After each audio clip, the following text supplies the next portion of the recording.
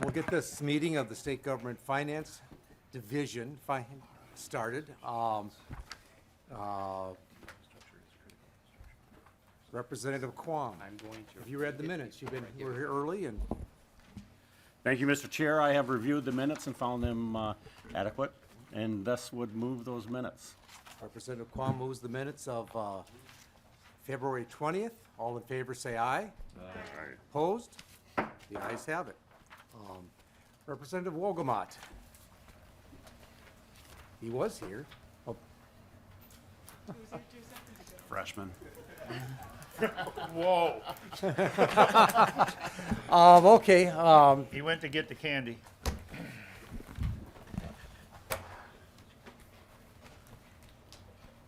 Donuts. I move we table his bill until forever.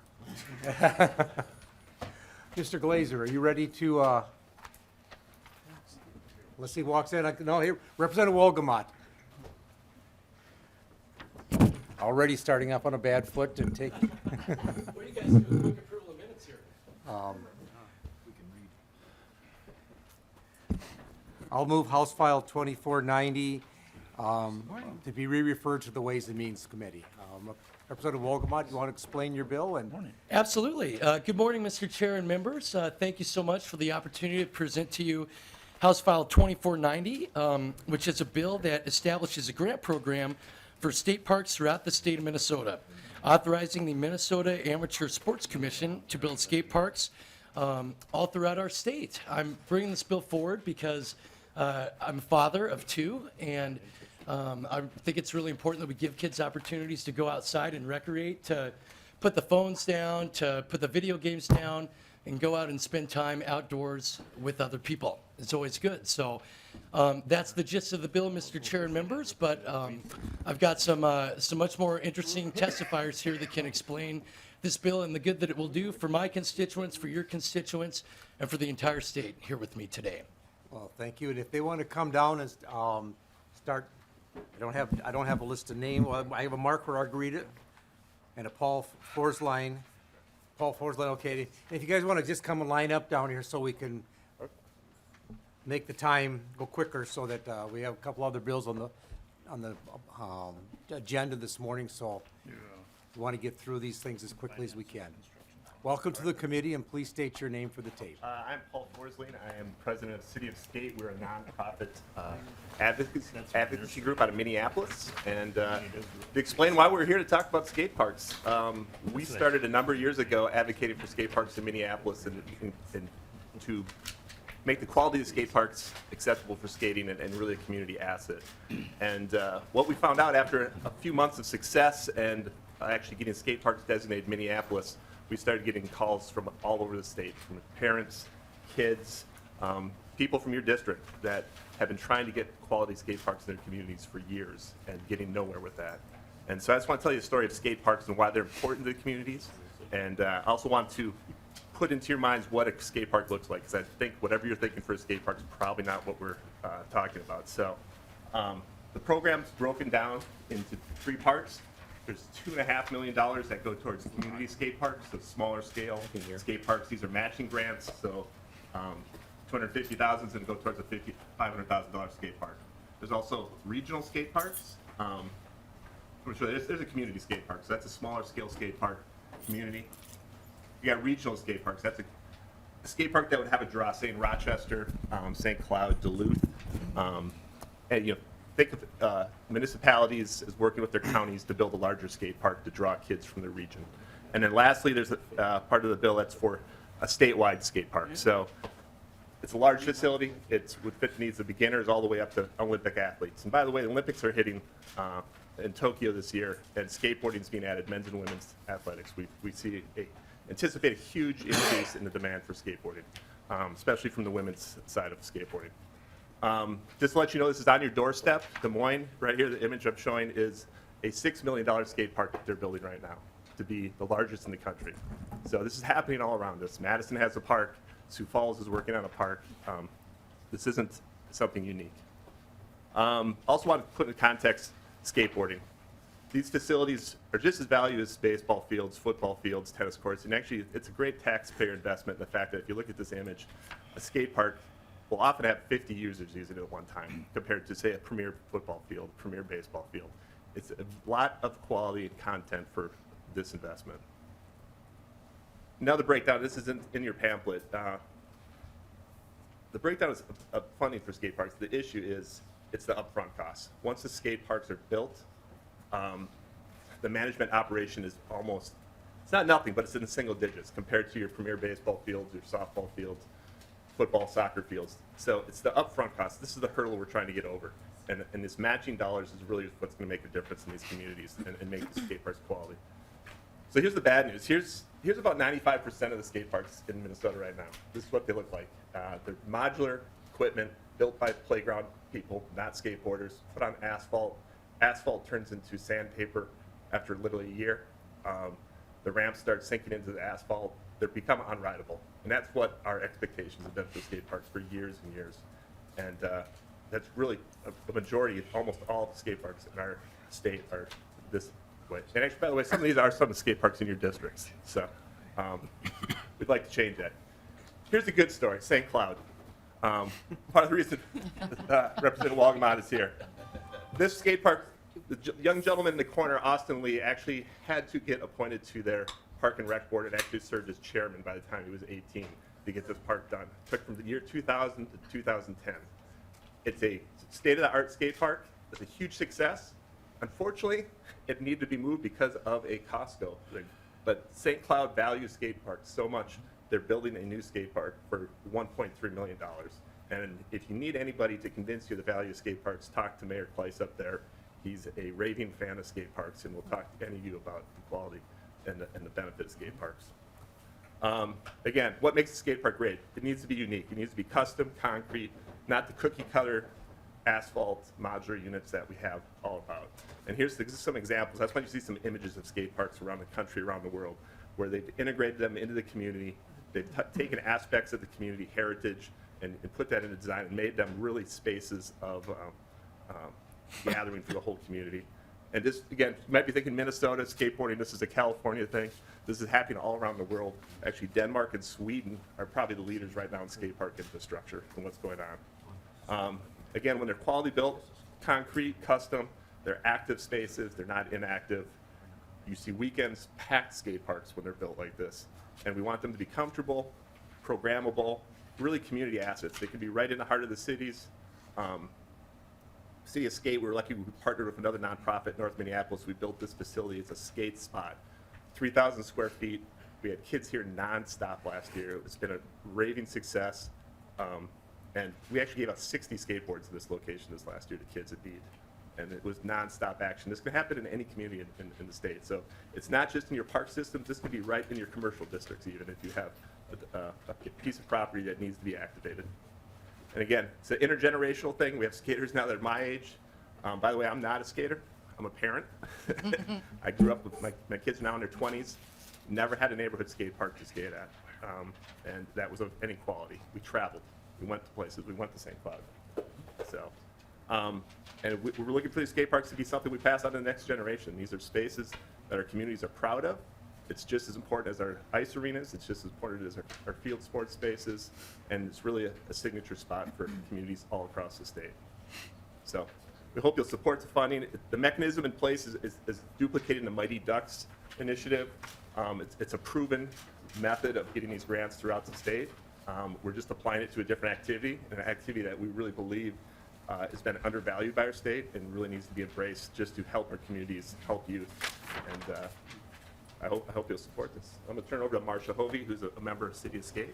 I have a Mark Rodriguez, but you're not Mark. I'm not Mark. I'm so sorry. Anyway, just Good morning, everybody. I am Marcia Hovey. I have never done this before. This is very exciting, and I hope that you are excited to talk about skateboarding. I don't know how often that comes up in these meetings. So, Skateboarding. what's that? It's just like skateboarding. You roll with it. Exactly. Very great morning metaphor at But 8:05 a.m. Impressive. So my name, again, is Marcia Hovey. I am a board member of City of Skate. I am 31. I've been skateboarding for 7 years. And when you think of a skateboarder, if you can close your eyes and imagine a skateboarder, do you imagine a young girl or a woman as a skateboarder? I won't judge you if that answer was no. But I'm here to make it very clear that when we talk about skateboarding, we are talking about an activity that is done by all. Females in skateboarding is the fastest growing demographic in action sports. So we are not just talking about your 13-year-old boy. We are talking about girls. We're talking about adult women. We're talking about boys, men, cross generations, cross cultures, cross races, and absolutely cross genders. So I just want to make that very clear that I am a skateboarder. I represent a lot of women in the area that feel that we don't have facilities that are comfortable for us to use, that are inviting for a younger generation. And it's one of those things that if you are a young girl and you don't see any other girls doing that activity, why do you think that it's for you? You probably don't. So I grew up outside New York City, did not have access to skate parks, very much like the suburbs of the Twin Cities. I did not start skateboarding until later in life when I was in Portland, Oregon. Oregon is a great example of an area that is really utilizing skate parks as living sculptures and great community spaces. Hi. So I started skateboarding because I was going to these places with friends and saw women skateboarding. That was amazing to me, and it really inspired me to start.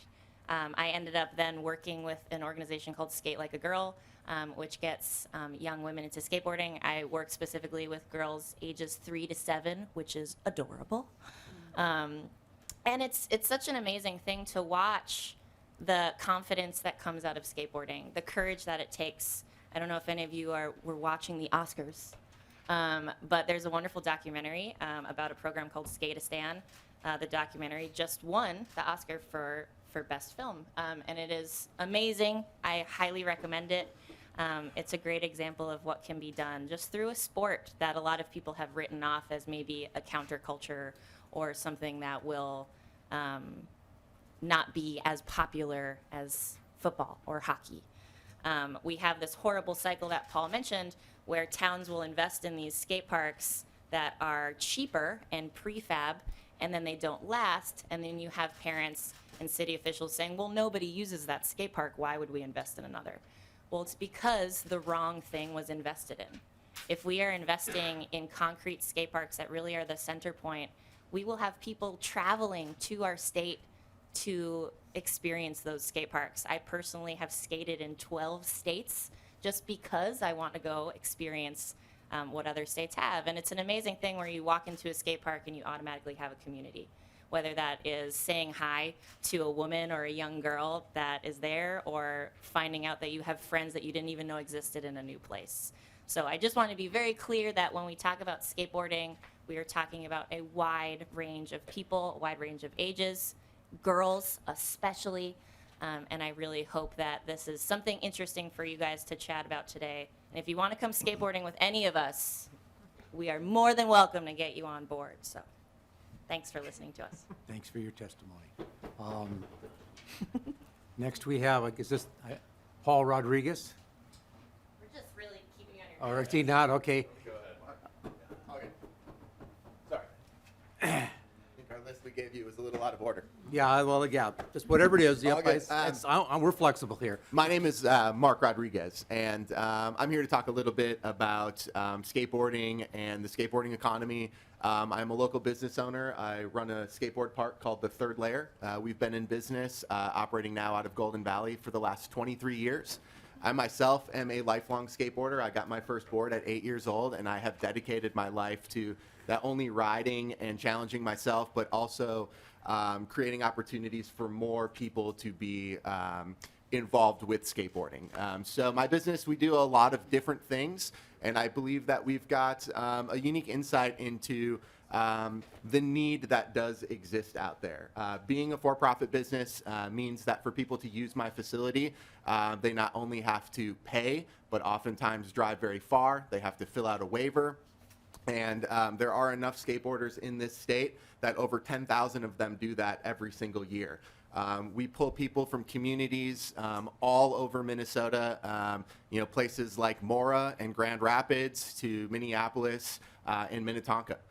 We run youth programming in partnerships with communities just like yours, skateboard camps that we operate out of communities like Mendota Heights, Woodbury, Cottage Grove. We do a youth contest series called Summer Series that operates in communities all over the Twin Cities like Shoreview and St. Louis Park. The list goes on and on. The need for youth to have access to skate parks today is more so than ever. As my colleague stated, as Marcia stated, one of the fastest growing demographics in skateboarding today is women. There are heroes out there. There are women competing at a very high level. We're going to see them in the Olympics this summer along with their male counterparts.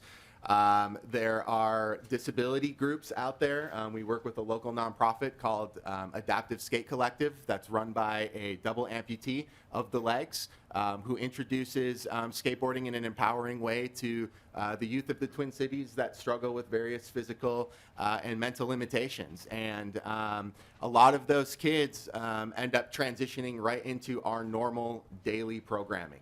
The beautiful thing about skateboarding that we've seen is that when there's access to it, kids will flock to it. It's conducive to the types of lifestyles that we live these days, in that there's not a lot of time. People find themselves running from work to practice to other practice, dropping kid off here, dropping kid off there. What skateboarding offers, especially if you have a facility in your community, is a quick 20-minute, 30-minute, 40-minute commitment, whatever you want to do with it. You don't need to organize your team. You don't need to be on time to a practice. If your parents bring you to the skate park, there's going to be other people there doing it with you. It's not an overly competitive environment. We like to say at our business that there are no rules with how to skateboard. It's very expressive, but it's also very physical at the same time. So for youth in today's world of screens, to be able to have something that allows them to be creative, it allows them to be active simultaneously, it allows them to feel included no matter what their ability is, what their limitations are, what their gender is, what their background is. And if we have skate parks in communities, no matter what their economic circumstances are, they can be a part of this community that is one of the most welcoming communities that I've ever been involved with anything that I do. So I'm just here to tell you, as a for-profit business owner, you may think it might be counterintuitive for me to ask you to fund free spaces for these youth to come to, but I believe in it that much. We've been able to stay open for 23 years, not because people have to come to us, but because we've created an environment where people want to come to us. And we want to be a part of a solution that allows any kid anywhere in this state the opportunity to participate in action sports. So hopefully you all take into consideration what we're asking. We don't feel like we're asking for a ton of money.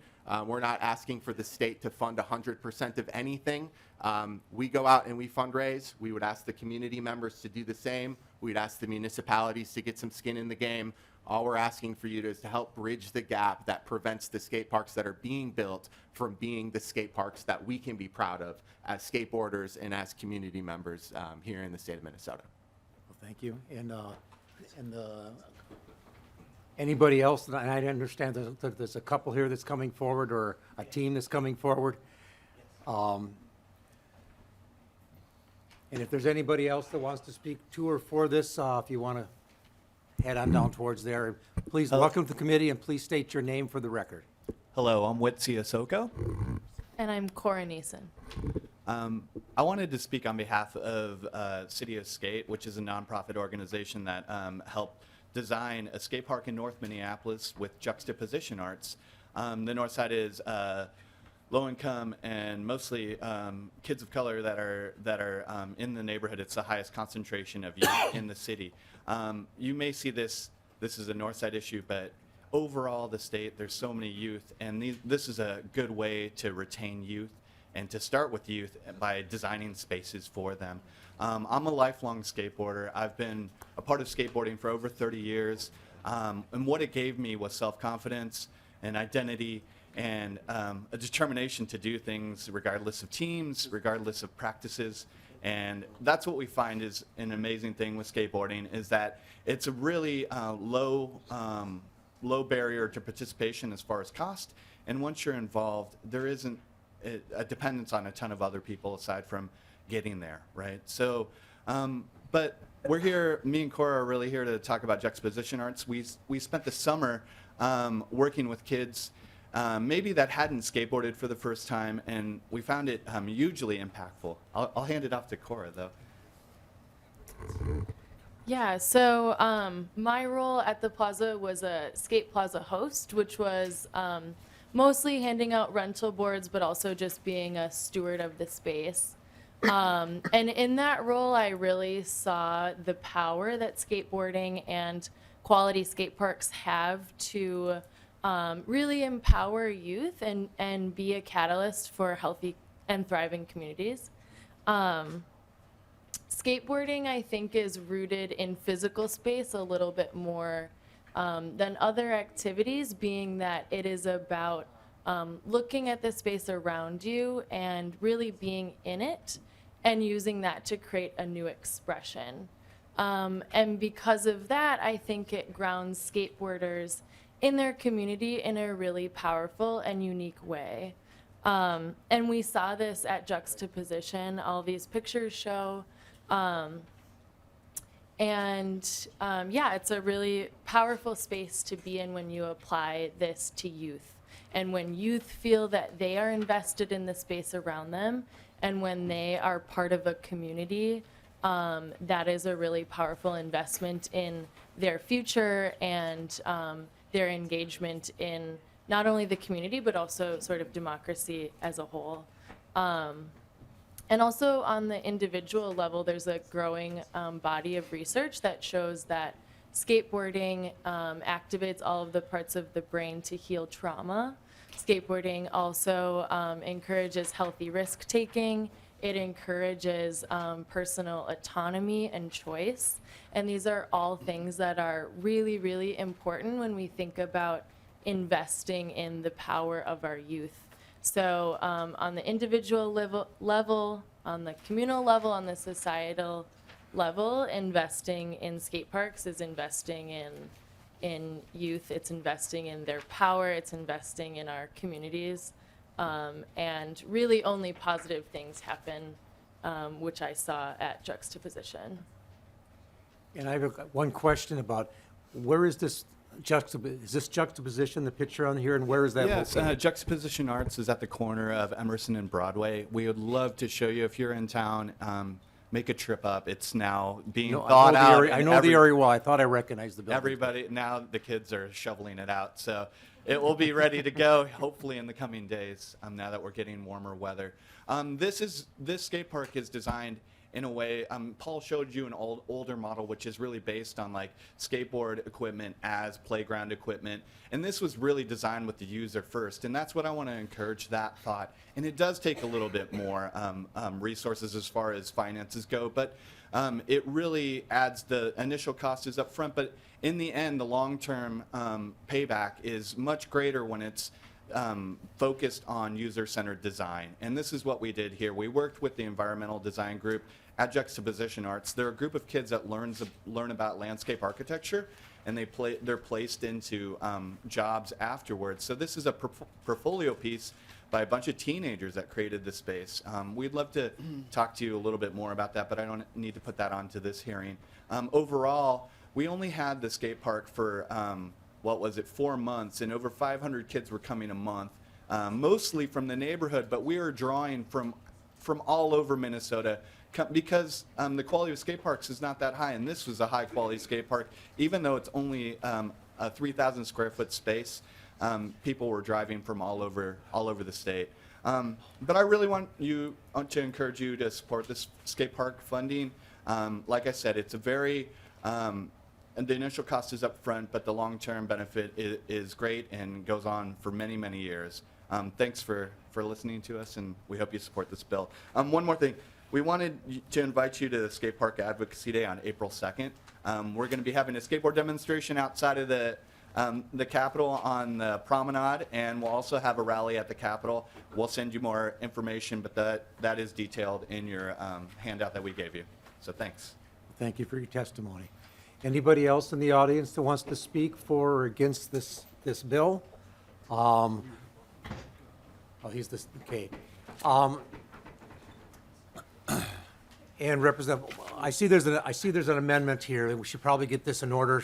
And it looks to be just a changing of a date. So I'll move the amendment of H2490A1. All those in favor of the A1 amendment, please say aye. Aye. Opposed? Thank you. And I guess questions now. I got Representative Nash. You have a question. Thank you, Mr. Chair, and certainly do support kids skating. I've got a giant wad of kids at home, and they skateboard and longboard. But putting my former mayor's hat back on, when we did a skate park in the city of Waconia, we just took care of it as a municipal park. And I'm wondering, Representative Wolgamott, why that's not the case in your bill, and why the state is building, I think, what is it, $8.25 million worth of skate parks? And I'll have some follow-ups, Mr. Chair. Representative Wolgamott. All right, thank you, Mr. Chair. Representative Nash, that's great that your community had the resources to do that. Unfortunately, that's not the case throughout all communities in Minnesota, and the intent of this bill is to make sure that all kids throughout Minnesota, regardless of the local resources that your community has, that our state invests in their health and their well-being, and ensure that they have those opportunities to excellent skate parks. And I would also draw members' attentions to line 2.12 and 2.13.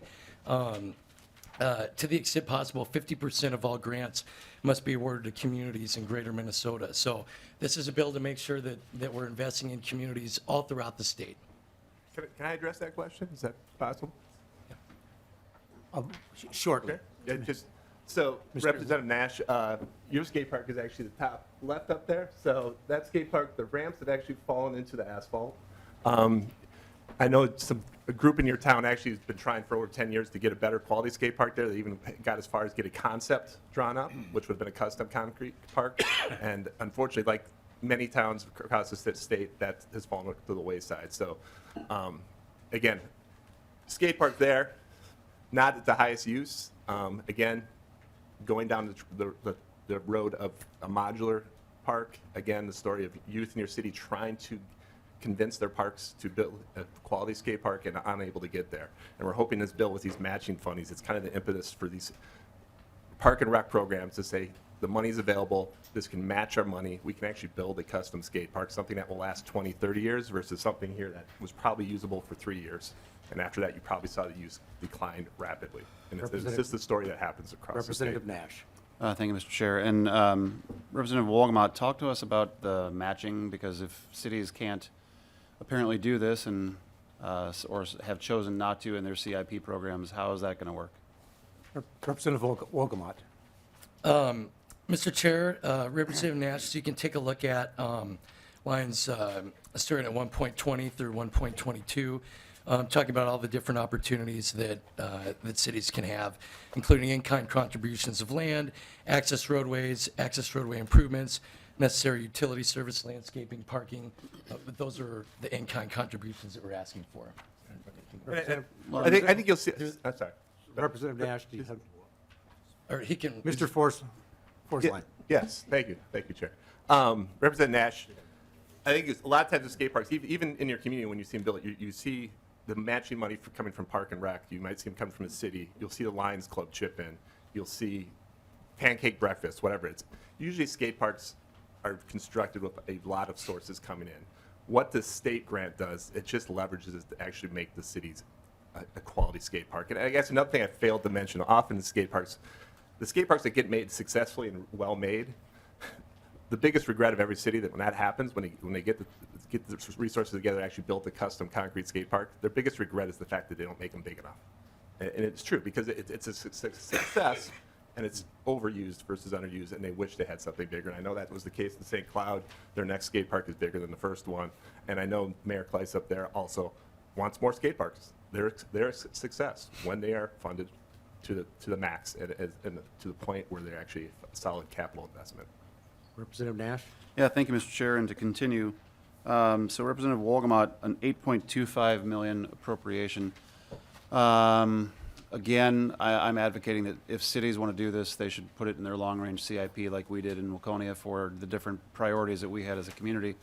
But how many skate parks is $8.25 million going to build if it's a matching grant or whatever? So help us understand to the level that you, and I'm not, so the level that you say you'd like to have these built, how much does that get built? Representative Wolgamott, Mr. Forsline? So I guess to break it down, there's the three levels of grants, right? There's the one that's a state draw skate park. That's one skate park, okay? Bring it down to the regional skate parks. That is $3.75 million. Matching wise, if it was the max grant, it would be $750,000. So that's 5 skate parks for regional. I don't necessarily believe the grant doesn't have to be $750,000. So I think that could be up to 10 skate parks at a regional draw, and then you have your community skate parks at $250,000. Well, there's at least 10 skate parks there if each grant is the max. But I would suspect that also be drawn out from 10 to 20 skate parks. So we're looking at 30 skate parks as well with a statewide draw. I also think this will be a catalyst, though. This is the key part of this bill. This is something that once these skate parks are built, I think other communities, other parts of the state are going to see the value of these skate parks and will initiate them to designate money for those skate parks. So this is really an impetus to not only the skate parks within this bill, but actually to inspire other cities to take a look at the example of St. Cloud. And I guess the other city I'll call it is Burnsville. Burnsville actually built a quality skate park. And again, raving success. It's an example to other cities, and it's really how skate parks need to be built to be a success and be actually a value for tax dollars. Representative Nash? Just a real quick last couple questions. If you could address the ongoing maintenance of these, what's going to happen with the grants there, and the insurance, which is always going to be a little bit more on something like this. Sorry, go ahead. Not something that has been addressed in the bill. Are you going to, is part of the grant or a future second bill, is that going to be having the state cover insurance for these things, or what's going on there? Representative Wolgamott. Mr. Forsline? Yes. Chair Nelson. So skateboarding is an at-risk activity. It's no different than being in a swimming pool, being on your bike going down a state trail. So the liability is not there. It's an at-risk activity. Recreational use statute in our state actually covers this in the fact that it's a known recreational use. So liability is really, it's not existent. It's something that happens on public land and park space. So it's no different. It's funny, we get this question because everybody thinks skateboarding is dangerous, and it's actually, statistics show that skateboarding is no dangerous than soccer, basketball, definitely not as dangerous as hockey or football. So it's something that is often thrown out there as a caution, but it's happening everywhere in the world. These parks are being built everywhere. So just hopefully that addresses your concerns. Mr. Chair, the maintenance question. Representative Nash? Representative Nash, the maintenance, so these are concrete skate parks. So the maintenance on a concrete skate park, when built properly, is minimal. I would say yearly, I know the budget in Minneapolis skate system is $7,000 per skate park for the maintenance. I think compare that to ongoing for baseball fields, football fields, hockey arenas, it'd be a small comparison. So, again, we're saying a 20-year longevity for a skate park, possibly 30 years. Representative Acom? Wake up. I'm awake, sorry. Thank you, I was Mr. listening I Chair. didn't mean to shock you. Thank, I happen to be on the Egan City Council. Mason Acom. Oh, I'm sorry. That's okay. we sound alike. Thank you, Mr. Chair. And I really want to thank the author for bringing the bill forward. I think any activities that we can provide to get kids outside is beneficial. I know I have friends whose family trips would be, road trips would be taken, and they would stop in communities around the country that had skate parks. So I think that's great.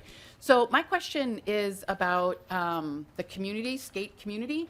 In Minnetonka, we just recently went through developing a mountain bike park, and it was driven much by the mountain bike community as it's grown within schools and the schools developing mountain bike teams. And so, as you had said that this is going to be an Olympic sport this year, I'm wondering, are there school teams or community teams that might help drive the location or placement of some of these parks? I think that would be a helpful impactor where communities might be open to it. Representative. And 1 second, we're running short on time, so if we can keep our questions short and our answers short, it would be, help us get done on time. Okay. Representative, Mr. actually, I can give you an Forsline. example for Minnetonka. 2 years ago, City of Skate received an email from Alyssa Gohl, who's a middle school teacher at Minnetonka Middle School. And there was a problem there at the school. Their kids after school, many of them were going to the neighboring shopping center, looking for places to go. Their middle school kids, no place to go. She grew up skateboarding. She decided, how about I start a skateboard club? She put out a list. She had 40 kids signed up within 24 hours. She had to stop the list. She couldn't handle it anymore. She came to us because she has no place to take these kids. She was using parking lots, gym, no skate park in Minnetonka, no place for her to take these kids. So there's just an example. There is a need, there is the demand. Without the facilities, you're not going to see a demand unless you have individuals like this take the initiative. And these individuals are out there, these kids are out there, this desire is out there. But unfortunately, our facilities, as you can see, fall woefully short. Minnetonka Skate Park is there on upper right. That was torn out 2 years ago. Was a failed skate park. I'm sorry, it was there for a number of years. Asphalt, modular equipment, participation levels went down because it's a terrible skate park. Bottom line. Representative Acom. Representative Mason. Thank you, Mr. Chair. When I was on the Egan City Council is when young people started coming asking for a skate park. And it took years to get that built because of trying to get the insurance for the facility. Obviously, we've come past that, and both Egan and Burnsville recently redid their skate parks. My grandson, who lives in California, is an avid skateboard person, so he has used many of our facilities here. Plus, when I was visiting last time, I went with him to a new park near him, which it was fairly small. But the most impressive one is the one that's in a shopping center, and I can't remember. It's a sporting goods store. So when you go in, you can see the sporting goods stuff. But the back, it's huge. And there were like a couple of fathers with their young kids that were doing this. It was amazing. And are you aware of what facility that I'm talking about in California? I don't. I mean, Forsline. Sorry. One of our things here may be describing the Vans Park in California. But yeah, yeah. As I said, it was huge. They're used. Yeah. They're very popular and very much used. Yes. Representative Albright. Thank you. Good morning, Mr. Chair. Representative Wolgamott, I want to direct your attention to page 2, lines 2.25 through 2.32 first. And before I do that, I preface that by asking the chair, this is going back to Ways and Means with a referral probably to cap and vest, to capital investment from Ways Yes, and Means. that is, it is going to be going back to Ways and Means with the recommendation that it be sent to capital investment. Thank you, Mr. Chair. So Representative Wolgamott, when we talk about general obligation bonds in a bonding request, could you explain to me what you mean by line point 2.26 when you talk about cooperative purchasing agreements for the purpose of purchasing skate park equipment and services? Representative Wolgamott. I'm just going to read it through.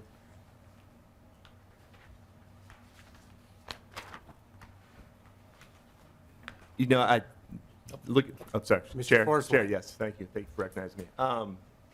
I think that is again the bonds is working with the Minnesota Amateur Sports Commission, again, helping the communities access the proper design and construction of the facilities, and just to make sure that this money is actually spent for actually quality equipment. Again, not repeating the mistakes that we've made in the past in some of the communities. So I believe that's what it's addressing. Representative. Thank you, Mr. Chair. Further down there, Representative Wolgamott, it talks about on lines 2.3 and 2.31, talks about fees collected must be deposited into a revolving fund established by the subdivision. Money appropriated to the commission to administer the programs and services covered. Once you're releasing the general obligation bonds for the purpose of the project, what does that section entail in terms of reissuing bonds or reissuing funding from that? What does that entail, and what does that subscribe to? Representative Wolgamott. Thank you, Mr. Chair. Representative Albright, when we put this bill together, that was what we were told by council to be the best way to do this.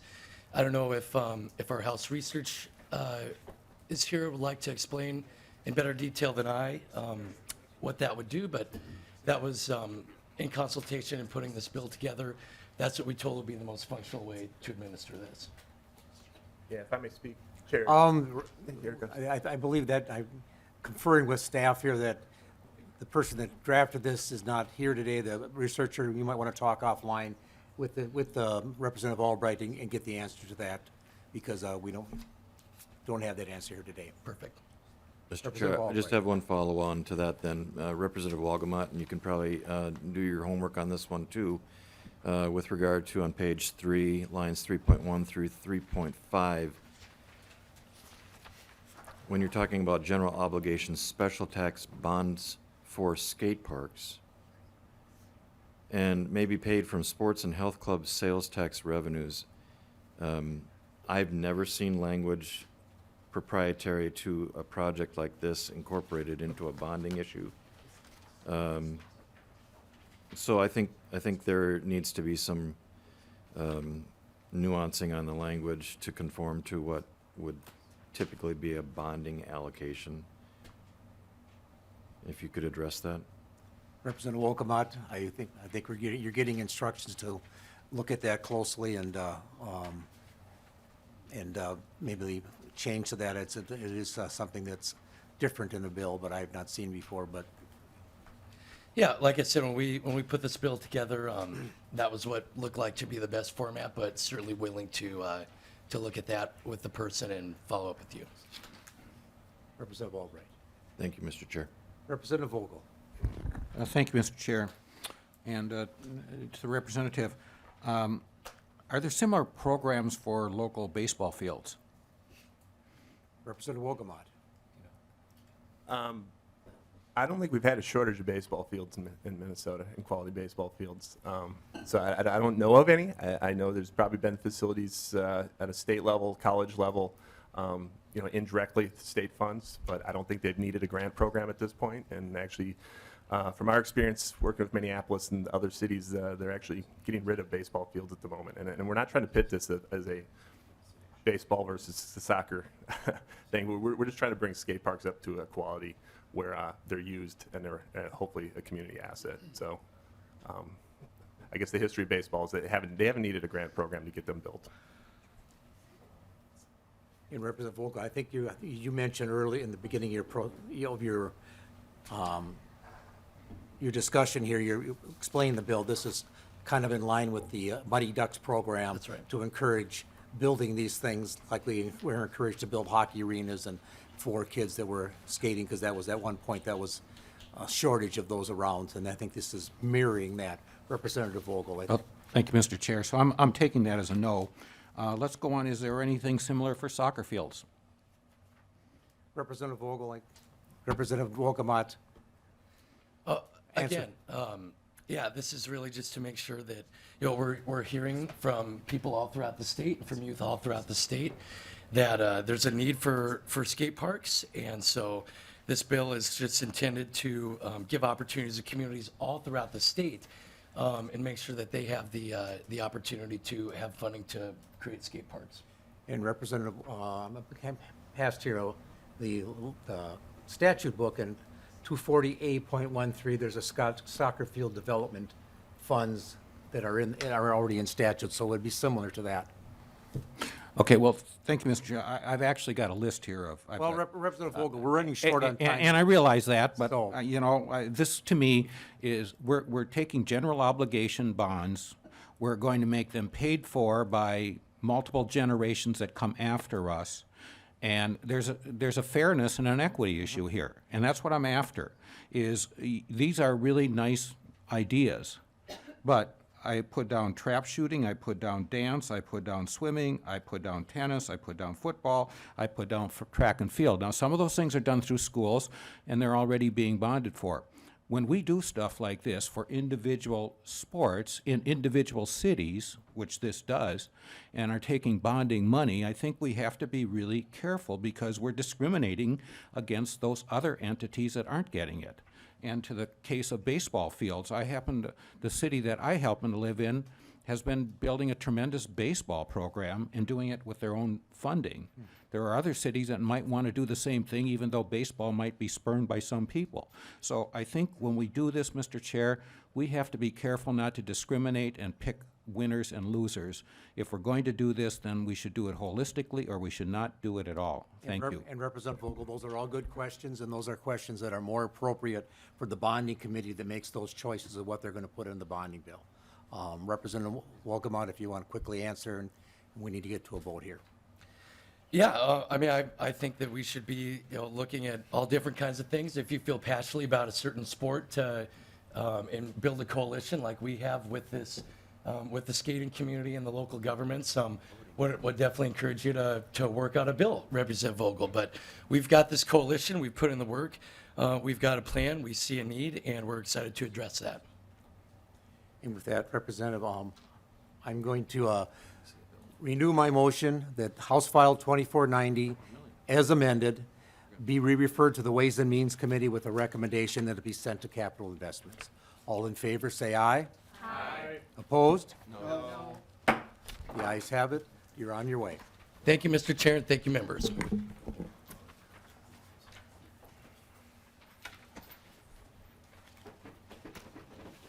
The next bill we have again is House File 1303, Representative Persell, and members, we've heard this bill before. I'll move that House File 1303 be held over for further consideration. Representative Persell? Thank you, Mr. Chair. This bill should help you catch up here on your time, so.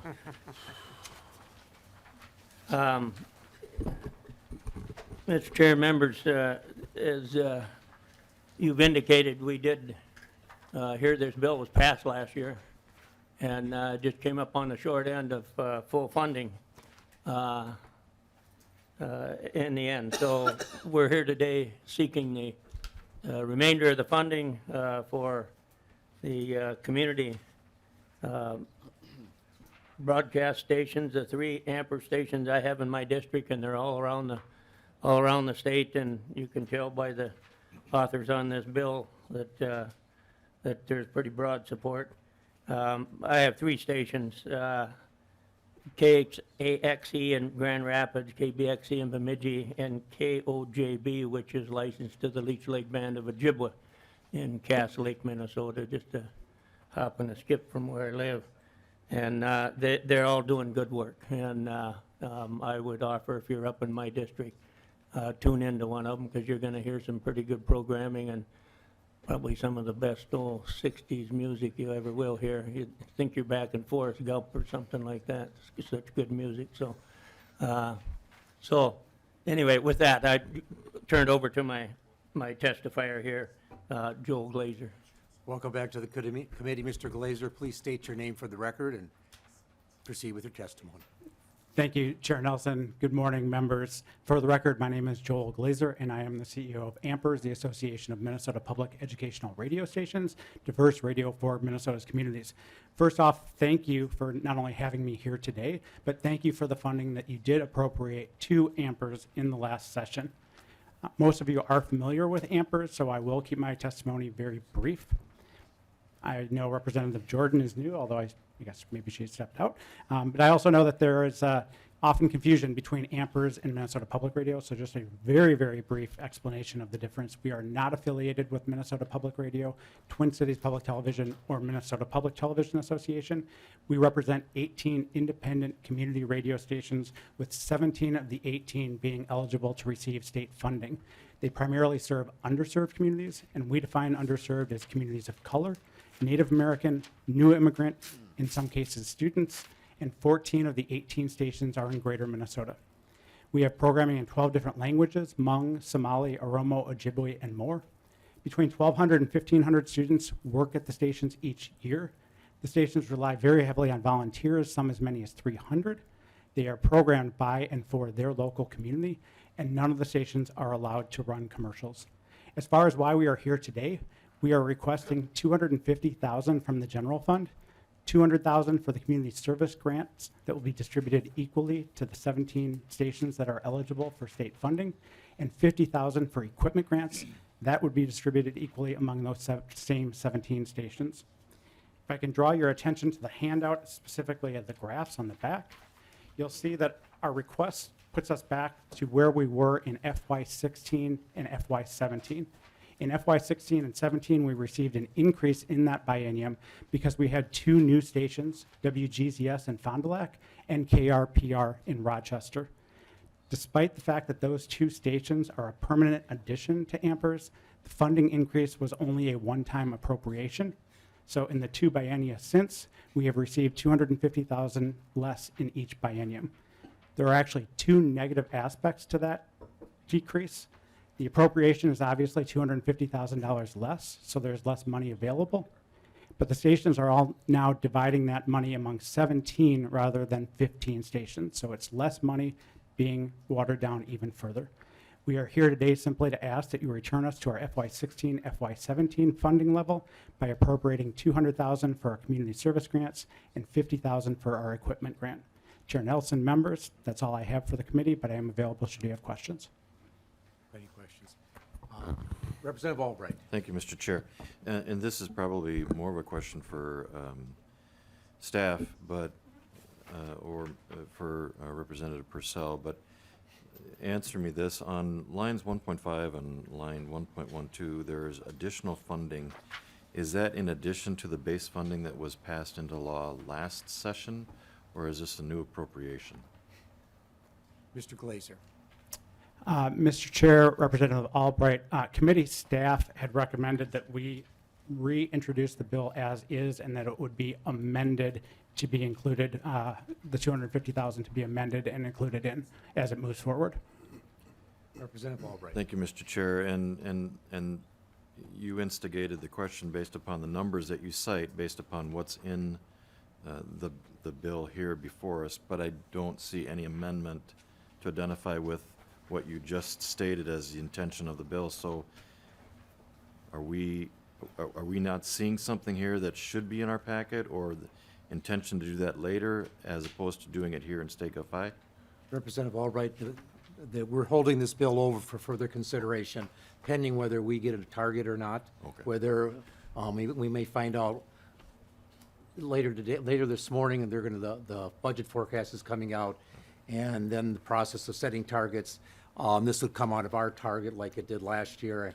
We didn't get, in the conference committee, they didn't get the full amount of the funding that they had last year. So at such time that would come forward, if we did get a target and we would put a bill together, we'd probably amend it then, because then we would know what our numbers are. Thank you, Mr. Chair. Mr. Glazer, I guess that's the question. Any further questions? Any questions from anybody else? Anyone else in the audience that wants to speak for or against this bill?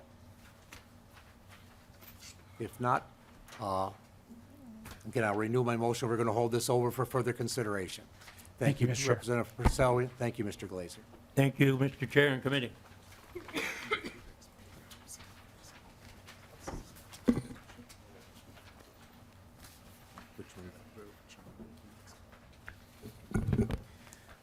The next bill on our agenda is House File 1372, and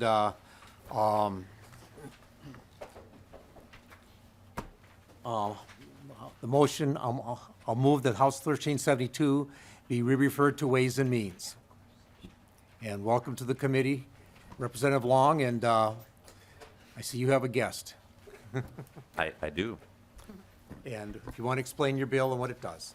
Sure thing. So I'm going to start with a story to illustrate the bill. I, on Sunday, was at a community event in my neighborhood and was speaking to one of my neighbors, talking about the upcoming election. And this wasn't planned, but was timely.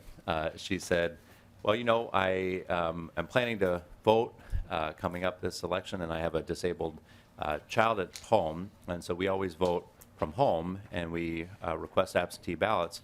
But I had to call Secretary Simon's office, the Secretary of State, because I wasn't sure if I was going to get my ballot mailed. I checked this box saying that I was a permanent absentee voter, but it turned out I wasn't, and that I needed to fill out a form to get it mailed. So I'm glad I called, because I might not have gotten the form otherwise. And I said, well, funny you should say that. I have a bill that would fix that is getting heard this week.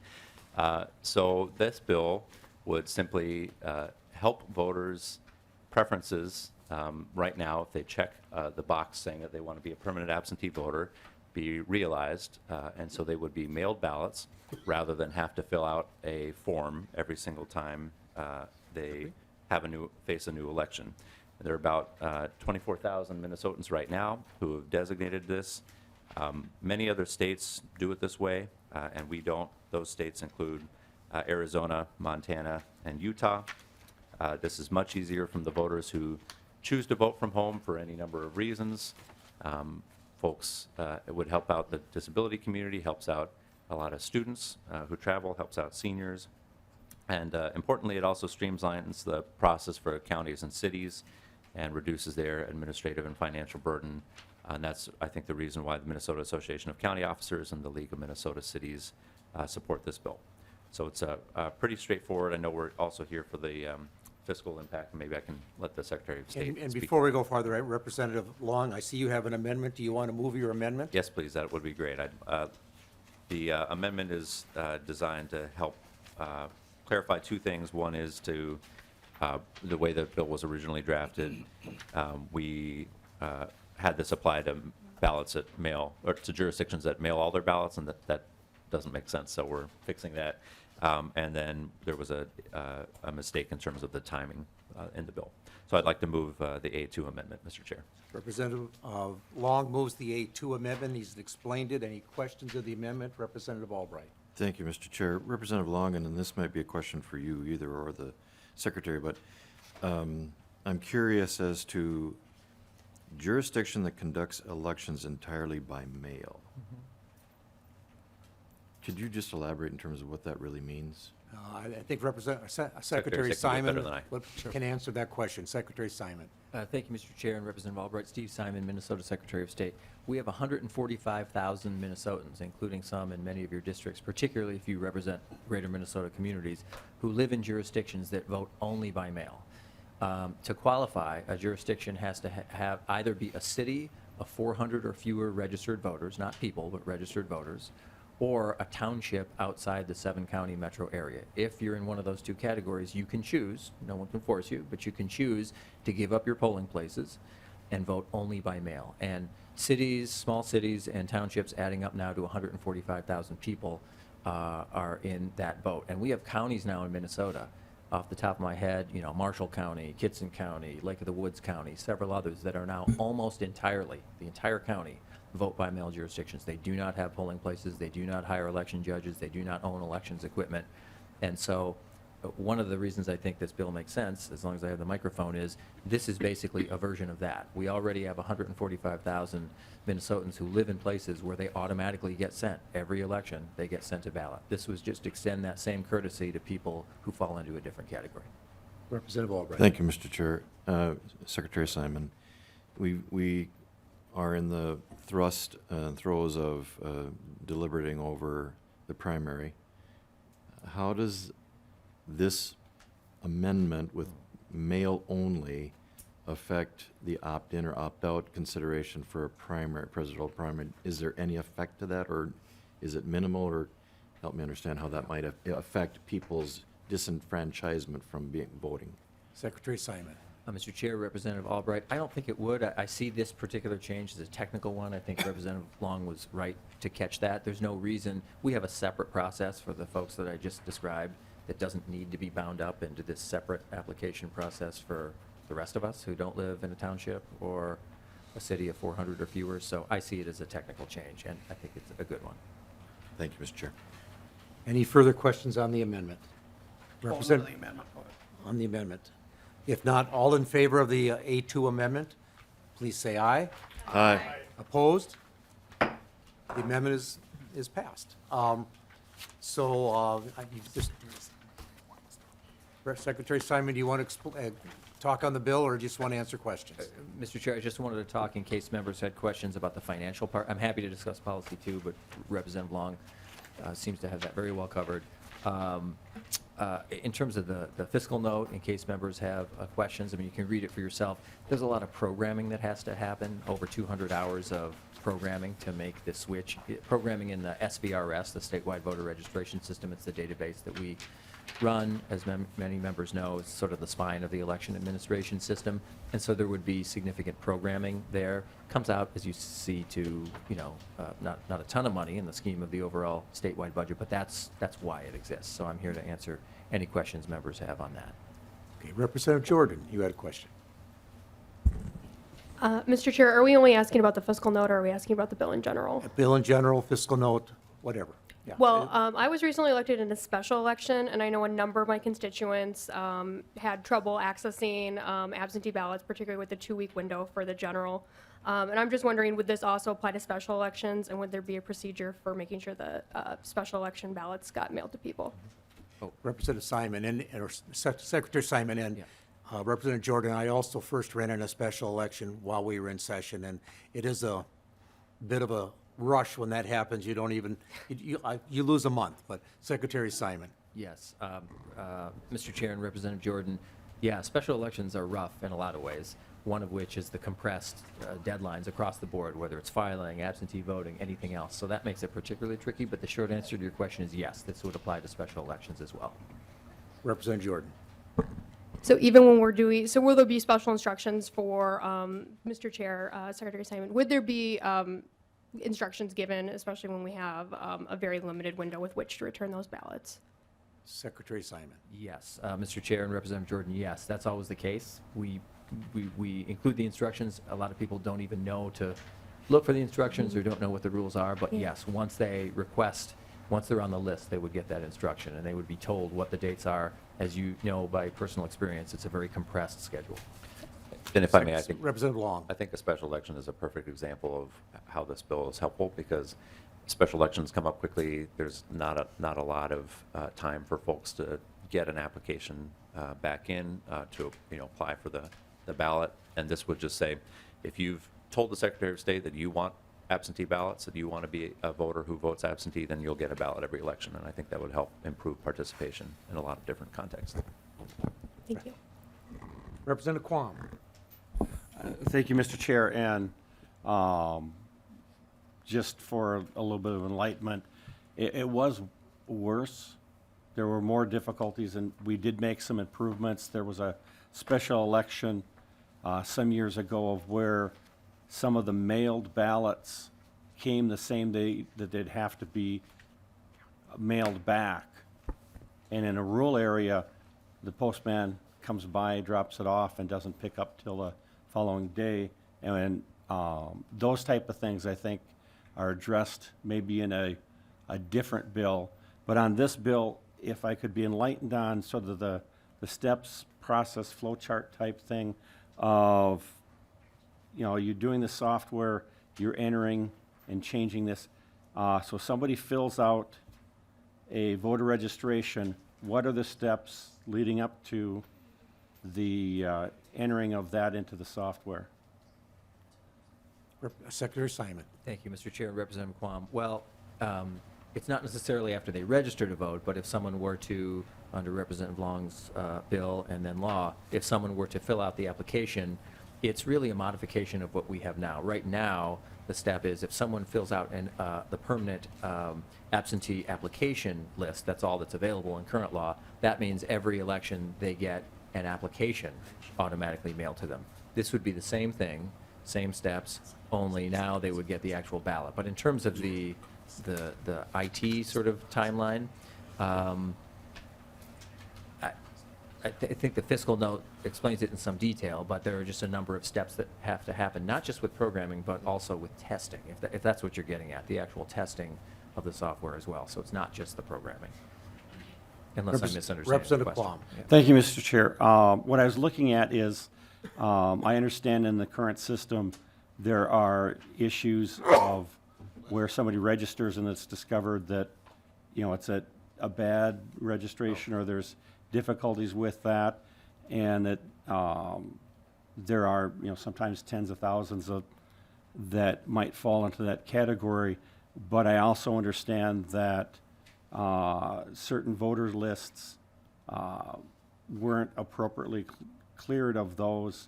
So if somebody did register and it was determined that it was a bad registration, that they're already on this list, they're going to perpetually get an absentee ballot. I see what you're saying.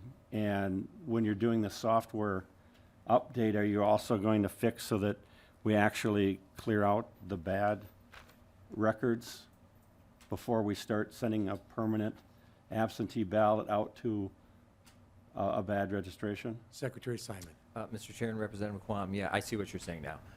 This would, so I'm trying to distinguish between registration and someone who maybe otherwise puts bad information, wrong information, untruthful information on the application.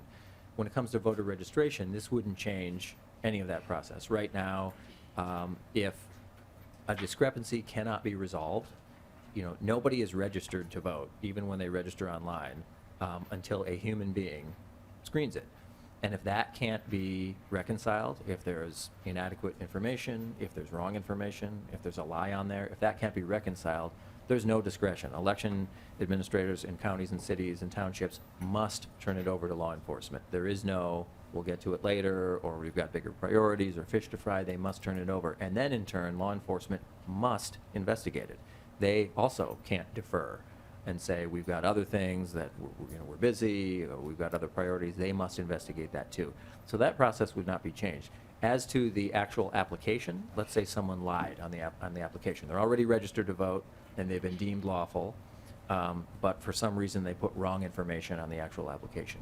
That too, we already have the systems in place to handle that with respect to the application to vote absentee.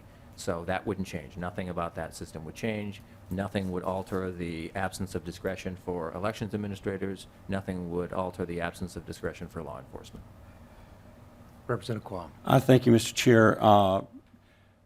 I guess my concern is because when the legislative auditor went through and they looked at the registration process, there were a large quantity of ones that weren't indicated that they were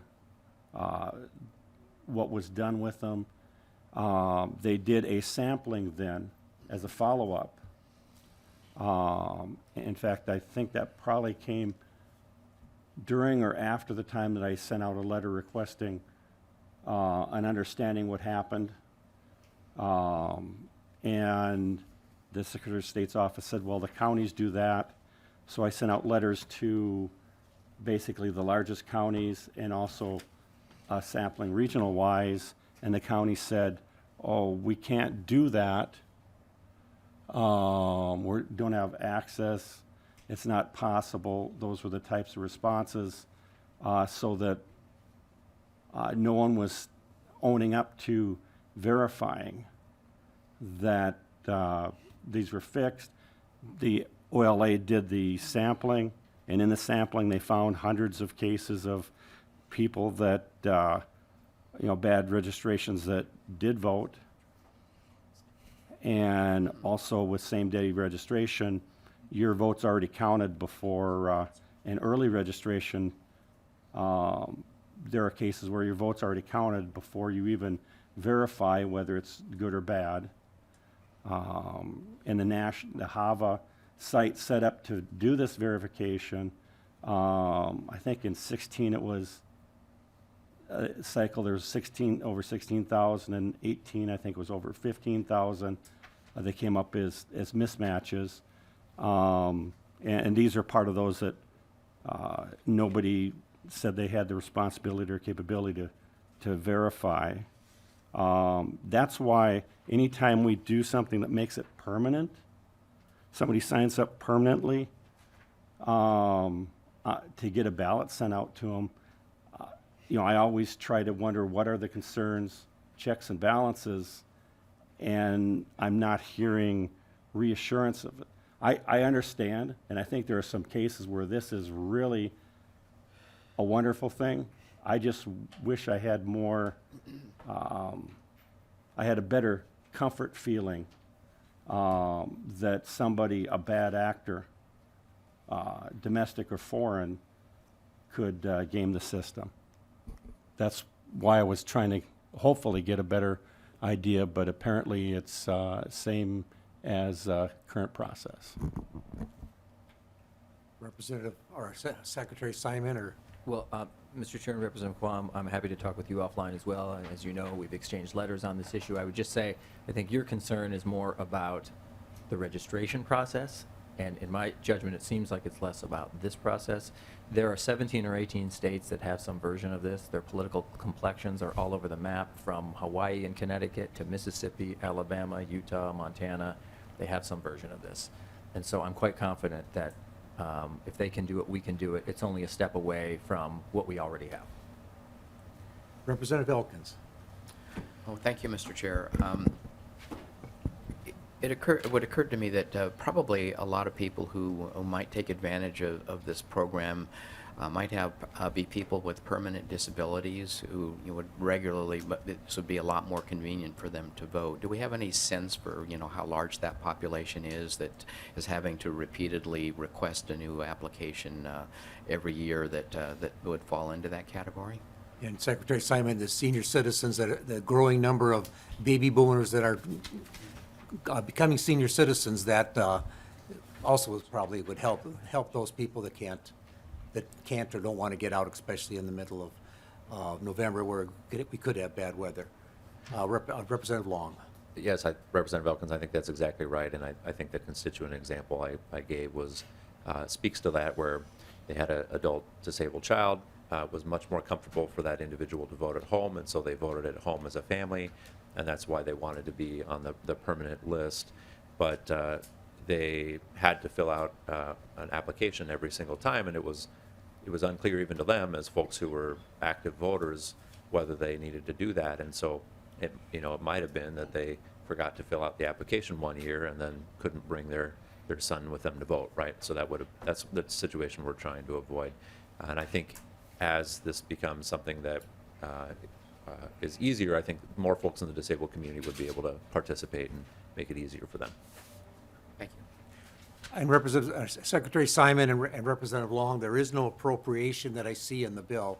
Is the intent that the Secretary of State's office is going to absorb these costs, or are we looking to add an appropriation to this in ways and means if it gets to there or gets out of there? Secretary Simon.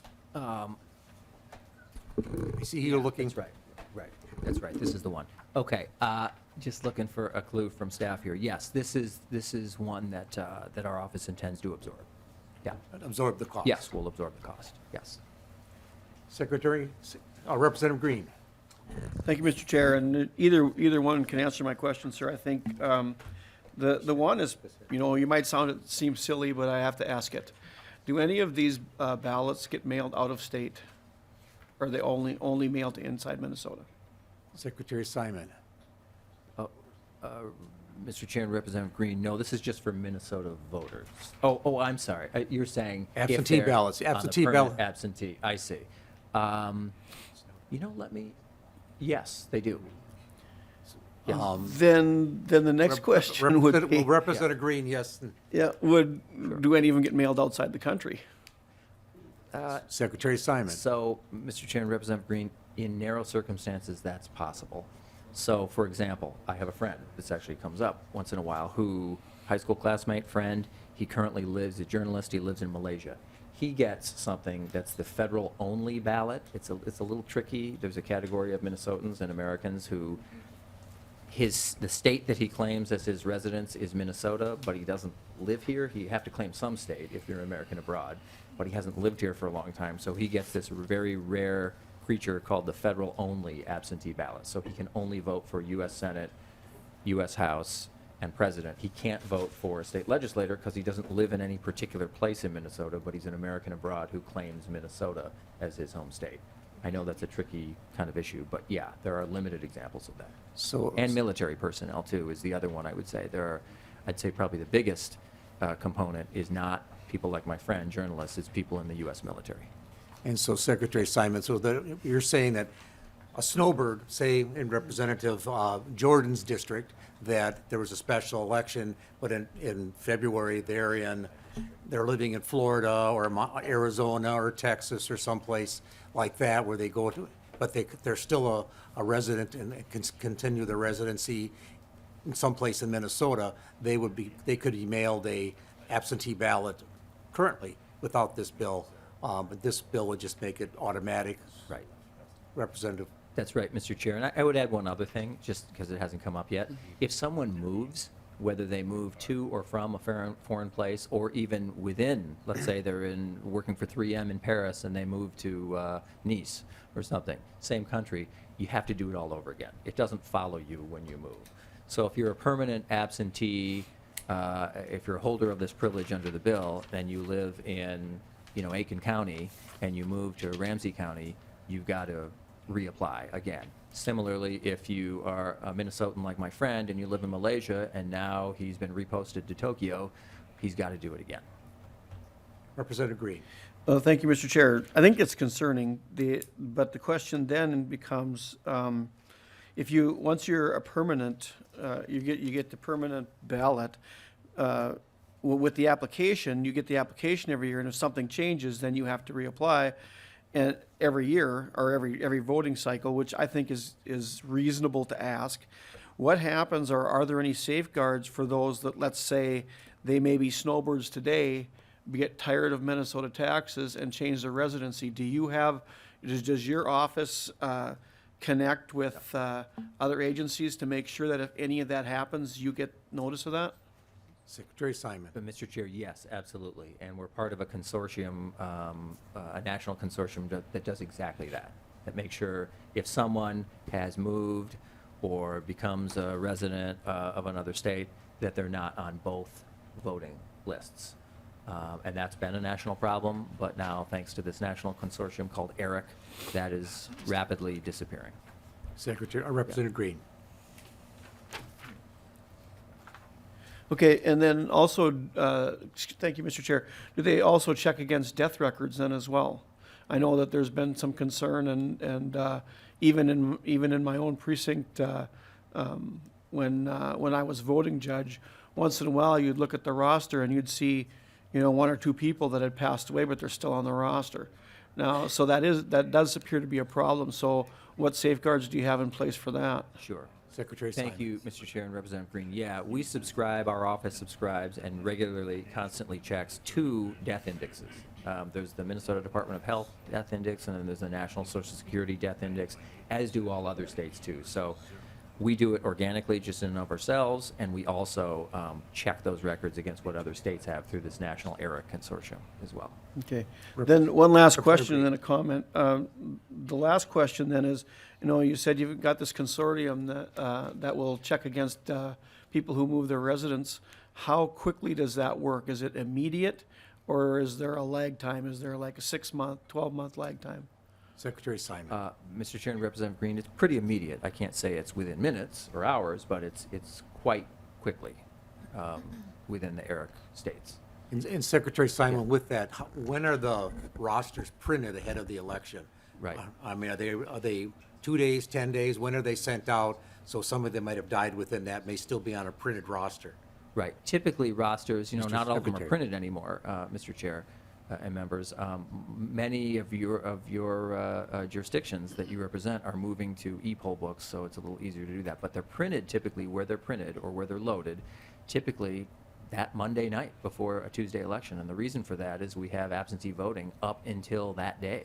So either at the counter in your counties, cities, or townships, or by mail, people are literally voting the day before the election, and the roster has to reflect people who have voted absentee so that when they walk in, they're not able to vote twice. They're not able to have voted absentee the day, the week, the month earlier, and walk in and have a second bite at the apple and vote in person. You can't do that, so the roster has to reflect that. It's a source of some anxiety among elections administrators in the counties, cities, and townships that they have to wait till the night before. They'd love to have days more than that, but they don't under current law. Well, and finally, thank you, Mr. Chair. Finally, just a comment, as someone who really values our election process, and I always have, from the time I started voting, and I don't think it's too much to ask for them to fill out that application. I think things change, and I'm not going to say people are doing it intentionally, but things change, and if that ballot comes in the mail and they have forgotten to update their application, is it really that big of a deal to mail out that application form for an absentee? I really don't think so. So it's, I think this is not necessary, and I won't be voting for it. Representative Albright. Thank you, Mr. Chair. A couple questions, Secretary Simon. First is I note that you're absorbing the cost for the electronic enhancements that you need. Who will be doing that? Is that through Minute, or is that through your own internal staff? Secretary Simon, I believe you're not bound by minute. That's because as an executive branch or constitutional officer, you're not bound by minute. Right, Mr. Chair and Representative Albright, we do all our stuff in-house. We only use Minute for a couple things, like email and phones and things like that. We do all our stuff in-house. Representative Albright. Just a final question then, and this might be getting off into the deep stuff here, but with a graying population and people living in retirement communities and advancing in age, on the ballot that they would receive, is there an attestation that they are making this choice and this selection of their own, notwithstanding a power of attorney or that type of thing, but so that there isn't a concern about undue influence being imposed upon that person, whether they're in a retirement community or an at-risk individual that might fall prey to someone that has not less than honest intentions with the aid that they might provide to that individual.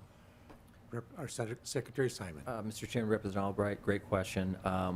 So that's why really we have the witness requirement. There is a witness requirement, and that person is attesting that the voter is the one who has voted and no one else. And it is an increasing issue for all of us to think about with aging parents and others. You want to make sure that safeguard is there, that no one is whispering in their ear or filling it out completely for them and that kind of thing. That's why I think we maintain the witness requirement. Thank you. Representative Acom. Thank you, Mr. Chair. And I just wanted to make a quick comment and thank you for bringing the bill forward. I think that for most people, requesting a ballot isn't an issue. But there are those people, my husband included, who lives with multiple sclerosis, and from day to day, you don't know how they are going to be able to handle the daily functions of life. And so having a program like this, where a person can be on a permanent list, to be sent something, to be able to participate in our democracy, is a pretty easy and welcome opportunity. So I appreciate the bill. Thank you. Representative Elkins, did you have a follow-up? I think I might have missed that, or? Yeah, I did. On the question of Mr. Chair, if I could cost- just, Sorry. Yeah, Representative Long. to yeah. Representative Acom's point, I think that's exactly right, and I think that right now the intent of individuals who are checking permanent absentee is that they expect to be getting a ballot every time. That's what it seems like, right? If you have a box that says permanent absentee voter and you check that box, then you think you're done and that you've filled it out. But right now we're not really meeting the intent of individuals, and so I think this would not only reduce the burden, but it would help actually reflect what people think they're signing up for. Representative Elkins, sorry Okay. about that. Thank you, Mr. Chair. So, on the question of the fiscal impact of this, it would seem to me that, at least over time, that the Secretary of State's office would actually save money from this?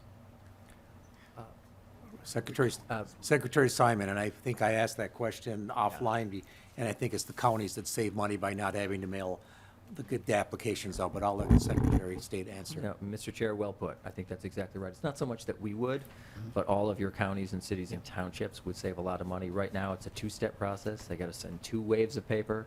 First, the application, then they get the application back, then the ballot. Costs money. They're going to save that money. And I just want to echo what Representative Long says. Just talking before the hearing with our elections director, who's also here, David Maeda, who has a long history in elections administration at the county and city level.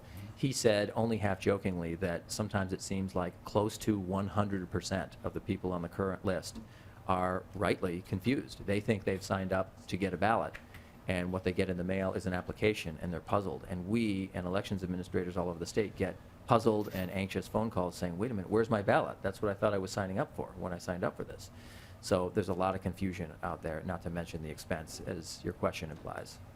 Yeah, I was just say, this is one of many things, Mr. Chair, where the impacts really do fall on the counties, and elections is one of the more key ones, because it's all done at the city and county level.